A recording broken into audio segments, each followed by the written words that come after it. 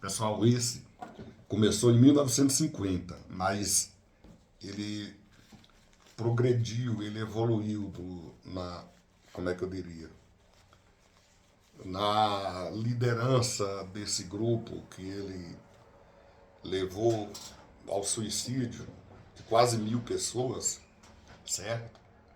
Então veja bem, ele começou, o nome desse cara era Jim Jones, americano, certo? E ele, o ideal dele era criar um paraíso socialista. Paraíso socialista. Aí onde ele pregava que não tinha fronteiras de raça, nem nacionalidade, e esse sonho era muito vendido, né, nos Estados Unidos. Depois a gente viu que o que ele pregava não era bem o que ele fazia, né, porque os líderes que ele escolhia eram todos brancos. Não tem negócio de fronteira de raça. Então veja bem, ele convenceu cerca de 900 seguidores a se mudarem para a Guiana Britânica, vizinha Venezuela, onde fundou uma comunidade. Por quê? Porque nos Estados Unidos ele começou a ser investigado. Ele começou a ser investigado e ele já tinha uma comunidade que o mantinha muito grande, era muita grana que rolava. Então ele convenceu seus seguidores a virem para a Guiana, onde fundou uma comunidade chamada Jonestown. Jonestown, vizinho à Venezuela. E os membros, grande parte era atraído pelo discurso sedutor deles, porque uma coisa que esses líderes têm em comum, eles sabem seduzir as pessoas, né? Eles sabem fazer promessas, eles são narcisistas.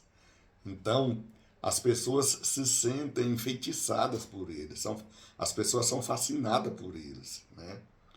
Então, esses narcisistas, eles sabem transformar esse fascínio em lealdade.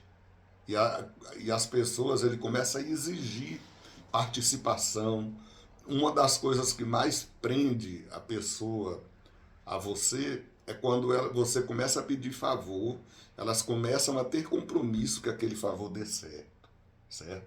E os narcisistas sabem explorar isso aí. Então ele começou a ser idolatrado, né?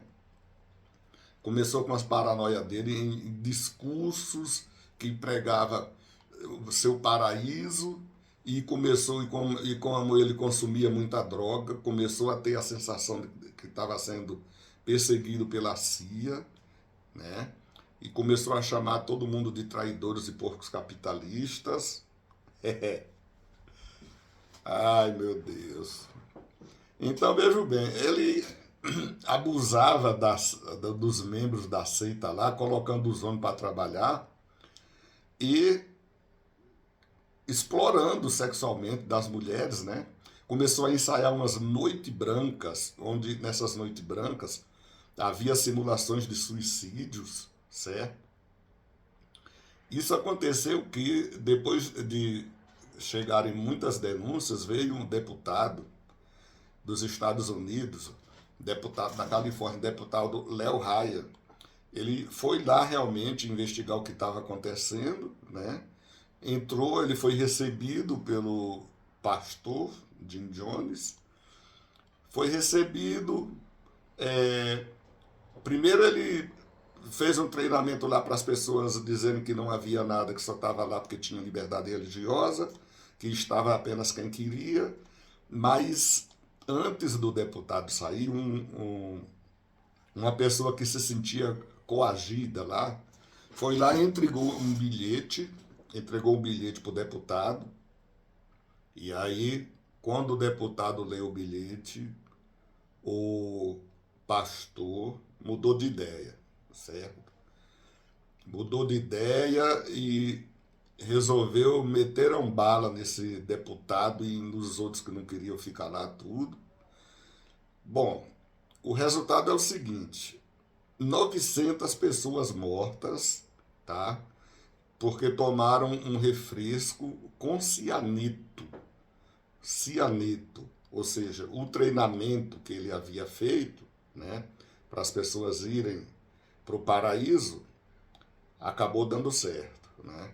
Então consta que esse é o maior suicídio da história, suicídio coletivo da história, né? Que as pessoas acreditavam realmente que iam para o paraíso.